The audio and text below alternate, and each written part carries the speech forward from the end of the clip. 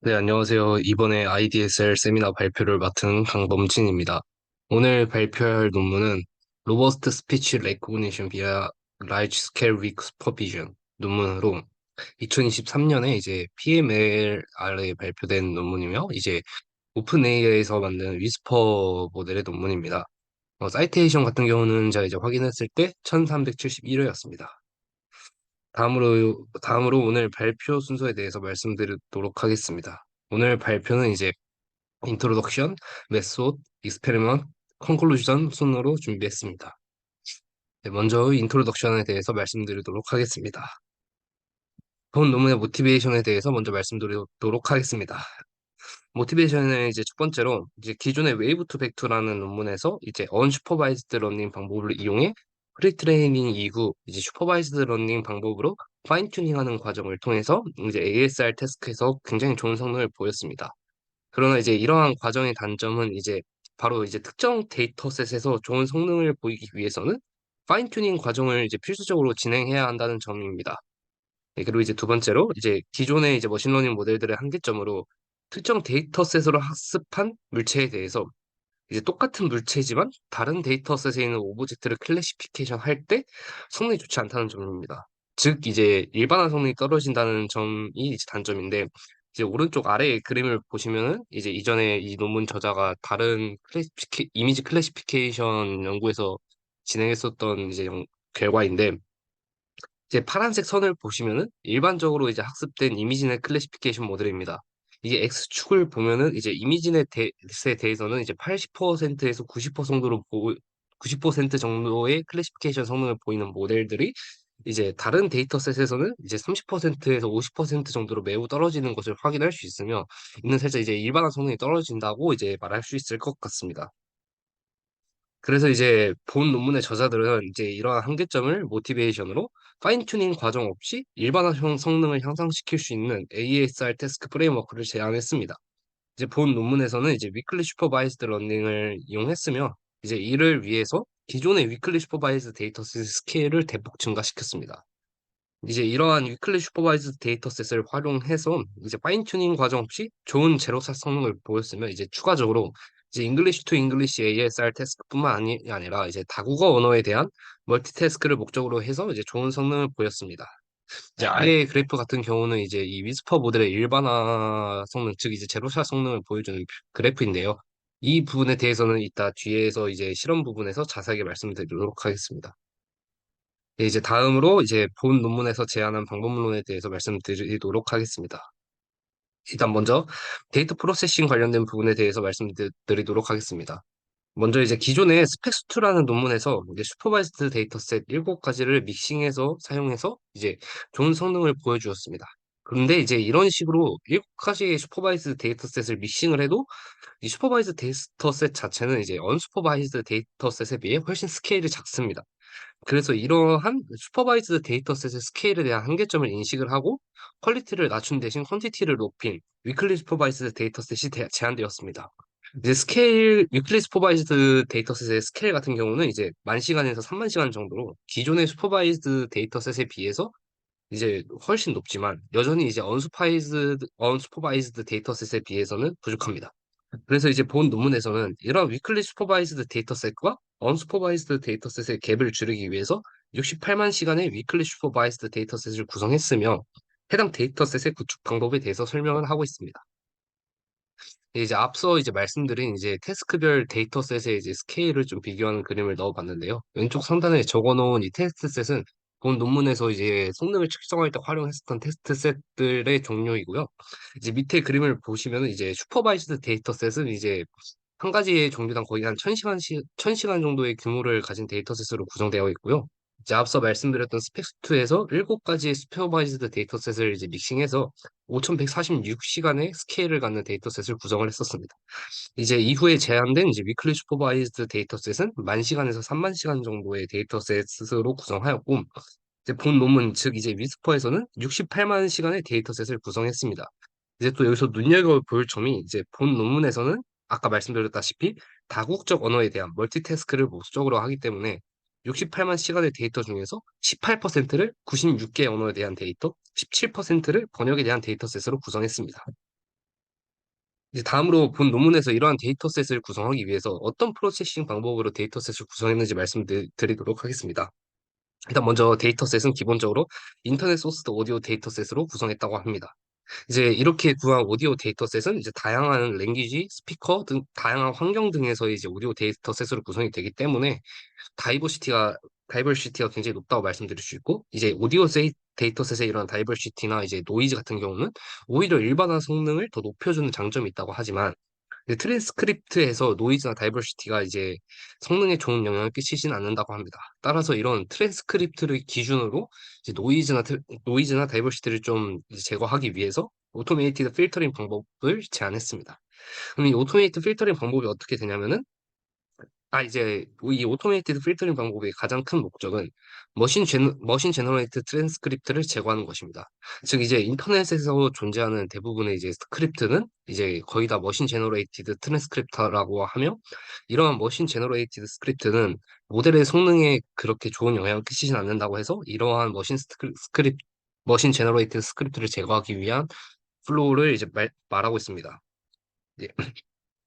이제 그럼 이런 머신 제너레이티드 스크립트를 제거하기 위한 방법으로 일단 먼저 기존의 이제 ASR 머신 시스템들은 이제 오디오 신호만으로는 예측하기 어려운 측면이나 뭐 단어 같은 거를 제거한다고 합니다. 예를 들어서 이제 콤마, 뭐 느낌표, 쉼표 등의 이제 단어들은 제거하고 이용을 한다고 하고 이제 트랜스크립트에서 거의 모든 문자가 이제 대문자거나 소문자인 경우는 이제 사람이 만들었다고 하기는 좀 어려운 그런 트랜스크립트라고 판단을 해서 이러한 룰을 베이스로 해서 머신이 만들어낸 트랜스크립트를 제거한다고 합니다.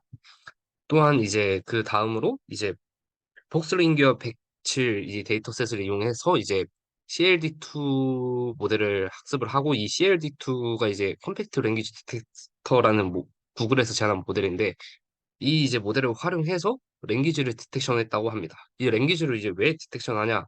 이제 오디오와 트랜스크립트가 동일한 언어인지 판단을 하고 동일하지 않으면은 이제 본 논문에서 필요한 태스크에 적합한 데이터가 아니라고 판단을 하고 제거를 했다고 합니다.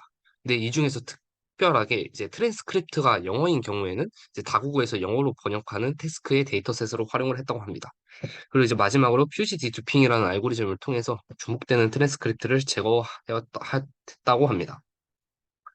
네, 다음으로 이제 모델에 대해서 이제 설명드리도록 하겠습니다. 모델은 이제 어텐션 베이스드 인코더 디코더의 구조로 이제 본 논문에서 이제 위클리 슈퍼바이즈드 방법을 좀 이렇게 메인 컨트리뷰션으로 제안을 했기 때문에 이 위클리 슈퍼바이즈드 메소드의 우수성을 보여주기 위해서 모델은 그냥 이제 나이브한 트랜스포머 구조를 이용했다고 하고요. 이제 인풋으로는 로그멜 스펙트로그램을 이용하고 있습니다. 이제 여기 모델 같은 경우는 좀 나이브한 트랜스포머라서 뭐 그렇게 딱히 특별한 점은 없다고 생각을 하고요. 여기서 이제 좀 눈여겨볼 부분이 이제 이 멀티태스크 트레이닝 포맷이라고 생각합니다. 이 논문에서 이제 제안하는 가장 큰 컨트리뷰션 중 하나는 이제 하나의 모델에서 여러 가지 태스크를 수행하는 것이고 이렇게 이제 하나의 모델에서 여러 가지 태스크를 수행하기 위해서 이제 멀티태스크 토큰 포맷을 제안했습니다. 이제 멀티태스크 포맷이라 하면 이제 오른쪽에 그림에서 볼 수 있듯이 이제 텍스트 토큰뿐만이 아니라 이제 스페셜 토큰을 이용해서 멀티태스크를 구현했다고 합니다.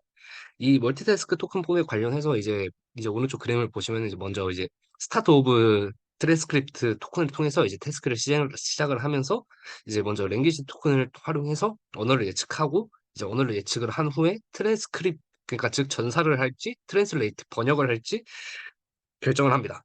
그 이후에 이제 타임스탬프 토큰이 나오는데 이 타임스탬프 토큰 같은 경우는 이제 트랜스크립트에서 타임별로 이제 문장이 얼라이먼트 되어 있는 경우에는 이 타임스탬프 토큰을 이용을 하고 그렇지 않은 경우에는 이제 일반적인 텍스트 토큰을 이용해서 이제 트랜스크립트 즉 전사를 한다고 이해하시면 될 것 같습니다. 네, 이제 다음으로 이제 실험 결과에 대해서 말씀드리도록 하겠습니다. 이제 본 논문은 뭔가 이 메소드 위주라기보다는 이제 실험 위주의 논문이기 때문에 이제 실험 관련된 내용이 좀 많아서 중요하다고 생각되는 실험 결과를 위주로 이제 발표 자료에 추가하였습니다. 네, 일단 먼저 잉글리시 투 잉글리시 트랜스크립트 성능에 대해서 말씀드리겠습니다. 이제 본 논문에서는 일반화 성능을 높이는 것을 가장 큰 컨트리뷰션 중에 하나로 말하고 있고, 이를 위해서 제로사 성능 분석을 위주로 진행을 했습니다. 이제 본 논문에서는 이제 인 디스트리뷰션 데이터셋이랑 아웃 디스트리뷰션 데이터셋이라는 용어를 언급을 하고 있는데, 이는 이제 학습에 이용된 데이터셋은 이제 인 디스트리뷰션 데이터셋이라고 이해를 하시면 될 것 같고, 학습에 이용되지 않은 데이터셋은 이제 아웃 디스트리뷰션 데이터셋이라고 이제 이해를 하시면 될 것 같습니다. 이제 그래서 이제 좀 결과적으로 이제 아웃 디스트리뷰션 데이터셋에 대한 테스트 성능이 좋으면은 좋을수록 이제 일반화 성능이 높고 모델이 좀 더 로버스트하다고 이해하시면 될 것 같습니다. 이제 아래 왼쪽 그림을 보시면은 저 보라 색깔 선으로 이제 구성되어 있는 모델들의 성능을 나타내는 부분이 이제 위스퍼 모델의 성능이고, 이제 파란 색깔 부분이 이제 그 일반적인 슈퍼바이즈드 방법으로 학습된 모델입니다. 그 S축은 이제 리브리 스피치 데이터셋에 대한 성능을 나타냅니다. 즉 이제 리브리 스피치 데이터셋이 인 디스트리뷰션 데이터셋이라고 이해를 하시면 될 것 같고, 이제 커먼 보이스나 이제 뭐 테디움 이런 데이터셋은 이제 아웃 디스트리뷰션 데이터셋으로 이제 일반화 성능, 즉 제로사 성능을 확인하기 위한 데이터셋이라고 이해하시면 될 것 같습니다. 이제 왼쪽 아래 그래프를 이제 다시 보시면은 이제 리브리 스피치 데이터셋에서 좀 유사한 성능을 보이는 모델들에 대한 이제 제로사 성능을 비교했었을 때 이제 아웃 디스트리 그러니까 즉 이제 제로사 성능을 분석을 했다는 건 이제 아웃 디스트리뷰션 데이터셋에 대한 성능을 분석을 했다는 뜻이고, 이제 그런 결과를 봤었을 때 이 위스퍼 모델이 아웃 디스트리뷰션 데이터셋에 대한 성능이 모두 압도적으로 높은 것을 확인할 수 있었고, 이는 곧 이제 위스퍼 모델이 굉장히 이제 일반화 성능이 좋다라고 이해하시면 될 것 같습니다. 또 이제 오른쪽 표를 보면 이제 처음에 이제 웨이브 투 백투의 한계점을 이제 모티베이션으로 잡았다고 말씀드렸는데, 그래서 이 논문에서 웨이브 투 백투의 성능이랑 비교를 하는 것 같습니다. 이제 여기 웨이브 투 백투랑 이제 위스퍼 모델이 이제 리브리 스피치 클린 데이터셋에서 동일한 성능을 보이는 모델을 갖고 비교를 했었을 때, 이제 다른 이제 아웃 디스트리뷰션 데이터셋과의 성능을 비교했었을 때 이 위스퍼 모델이 이제 압도적으로 높은 성능을 보이고 있는 것을 확인할 수 있습니다. 이제 이러한 결과를 토대로 이제 본 논문에서 주장했었던 컨트리뷰션 중 하나인 이제 파인 튜닝 과정 없이 제로사 성능을 높였다는 것을 이제 좀 확인을 할 수 있습니다. 다음으로 멀티링규얼 스피치 리코그니션 태스크에 대해서 이제 설명드리겠습니다. 데이터셋 같은 경우는 이제 멀티링규얼 리브리 스피치, 즉 이제 MLS 데이터셋과 막스 퍼플리 데이터셋을 이용했는데, 이제 MLS 데이터셋에 대해서는 위스퍼가 이제 가장 좋은 성능을 보이고 있는 것을 이제 확인할 수 있고, 이제 근데 이제 박스 퍼플리 데이터셋에 대해서는 위스퍼가 그렇게 좋은 성능을 보이진 않습니다. 참고로 이제 이전에 보여드렸던 실험 결과와 지금 보여드린 실험 결과의 이제 그 실험 그 수치는 이제 WER로 워드 에러 레이트이기 때문에 이제 성능이 낮으면 낮을수록, 그러니까 즉 이 워드 에러 레이트가 낮으면 낮을수록 좋은 모델이라고 이해하시면 될 것 같습니다. 이제 다시 이제 말씀드리면은 이제 그러면은 이게 왜 박스파플리에서는 오히려 성능이 떨어지는지에 대해서 이제 논문의 저자들이 이제 분석을 했는데, 이 박스파플리 데이터셋은 이제 언어당 데이터셋의 수가 MLS 데이터에 비해 10배 정도 많았습니다.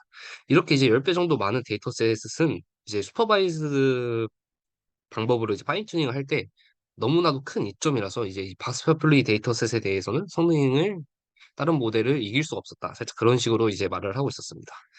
그래서 이렇게 이제 데이터셋의 크기에 따른 성능을 분석하기 위해서 플러스 데이터셋을 이용해서 이제 분석을 진행했습니다. 이제 아래 그림을 보시면은 이제 데이터셋의 크기가 크면 클수록 좋은 성능을 보이는 경향을 볼 수 있습니다.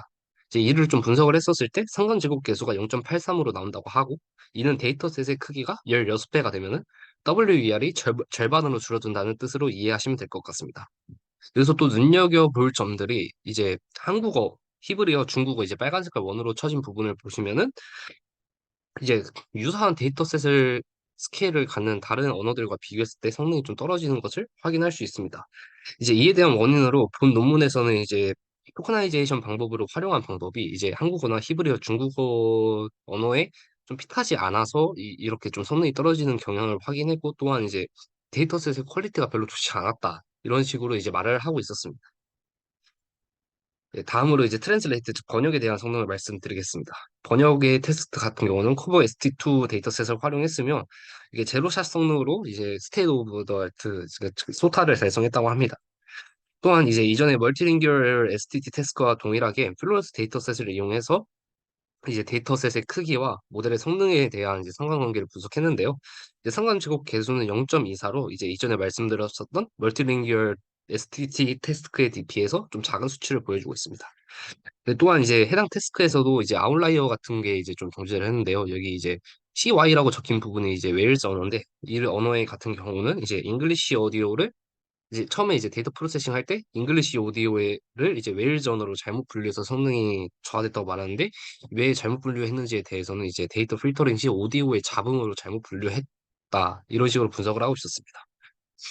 이제 다음으로 이제 노이즈에 대한 로버스트니스 실험에 대한 결과를 말씀드리겠습니다. 본 논문에서는 이제 오디오에 화이트 노이즈와 팝 노이즈를 추가해서 이제 노이즈에 대한 로버스트니스 실험을 진행하고 있고 팝 노이즈의 이제 실험 같은 경우는 이제 시그널 투 노이즈 그러니까 이제 SNR이 10데시벨 이상인 경우에는 이제 위스퍼 모델이 가장 높은 성능을 보였다고 이제 말하고 있습니다. 이제 이것을 봐서 이제 이 위스퍼 논문이 아니, 위스퍼 모델이 이제 일반화 성능뿐만이 아니라 이제 잡음, 노이즈에도 좀 로버스트한 모델이라고 말할 수 있을 겁니다. 네. 다음으로 이제 사람의 성능과 비교한 실험을 말씀드리도록 하겠습니다. 이제 킹케이드 46 데이터셋에서 이제 25개의 샘플을 이용해서 이제 성능을 비교했다고 하고 이제 비교 대상은 이제 상용적으로 사용되고 있는 4개의 ASR 시스템과 사람 그리고 이제 컴퓨터에 도움을 받는 트랜스크립트와 비교했습니다. 이제 아래 표를 보시면은 이제 F부터 I가 이제 사람이 이제 직접 전사한 이제 트랜스크립트라고 보시면 될 것 같은데 이제 사람이 직접 전사했을 때 이제 에러 레이트가 8.14에서 10.5% 정도로 나오는 데 비해서 이제 위스퍼 같은 경우는 8.81% 정도의 에러 레이트를 보였습니다. 이제 이 성능을 보아서 이제 위스퍼 모델의 ADSR 성능이 이제 사람과 매우 유사한 정도의 수준의 이제 모델이라고 보시면 될 것 같습니다. 이제 다음으로 컨클루전에 대해서 이제 말씀드리면서 발표 마무리하도록 하겠습니다. 먼저 이 본 논문에서 말하고 있는 한계점에 대해서 말씀드리도록 하겠습니다. 이제 앞서 보여드렸다시피 이제 언어에 따라서 데이터의 스케일이 굉장히 다르고 그 데이터 스케일에 따라서 이제 성능이 굉장히 다른데 이제 이게 왜 그러냐 이제 처음에 이제 데이터셋을 구성했을 때 인터넷 소스 데이터라고 이제 말씀을 드렸는데 이 인터넷에서 이 소스를 받아와서 만든 데이터의 특성상 어쩔 수 없이 잉글리시 데이터셋이 가장 압도적으로 많았고 또 어쩔 수 없이 특정 언어들은 데이터셋이 많이 부족하다고 합니다. 그래서 이렇게 이제 데이터셋이 많이 부족한 특정 언어들에 대해서 데이터셋을 좀 더 잘 구축할 수 있다면은 그 성능이 떨어지는 언어들에 대한 성능도 이제 좀 보완을 할 수 있을 것이라고 이제 예상을 한다고 합니다. 이제 또한 이제 두 번째로 이제 본 논문에서는 이제 이렇게 모델이 로버트한 것의 이제 주요 원인으로 이제 좋은 성능을 가는 디코더일 것이라고 추측을 하는데 이제 이렇게 이제 근데 이게 명확한 분석을 아직 진행하진 않았다고 합니다. 그래서 이제 이 명확한 분석을 위해서 이 CTC 모델과의 비교도 이제 진행할 여지가 있다고 합니다. 이제 다음으로는 이제 개인적으로 생각하는 이제 챌린지 포인트에 대해서 말씀드리겠습니다.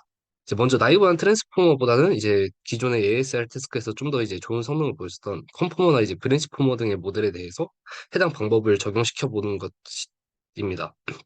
그리고 또한 이제 현재 리브리 스피치 데이터셋에서 소타의 성능을 보이고 있는 모델의 방법이 이제 컨포머라는 이제 모델에 언슈퍼바이즈드 프리트레이닝 방법과 세미 슈퍼바이즈드 러닝 방법을 적용시켜서 지금 소타를 달성했는데요.